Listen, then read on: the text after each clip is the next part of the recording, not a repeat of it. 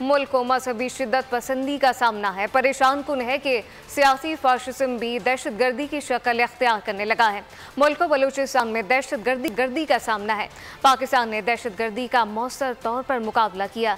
वज़ीर आला पंजाब मरीम नाज का पहले एपेक्स कमेटी इजलास से खिताब, कहा कि नेशनल एक्शन प्लान की असल लू के मुताबिक काम करना होगा। 9 मई को जो मनाज़िर देखने को मिले वो तारीख में कभी नहीं देखे गए।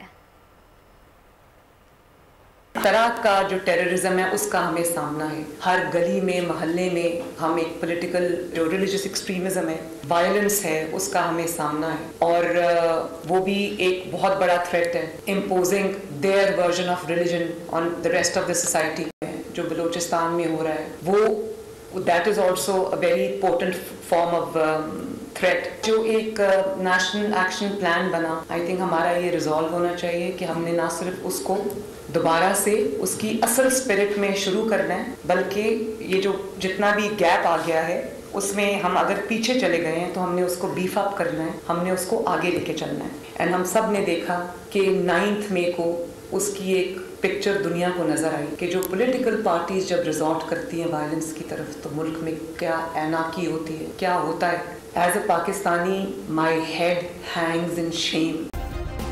सब्सक्राइब करें और बेल दबाएं ताकि कोई खबर रह न जाए।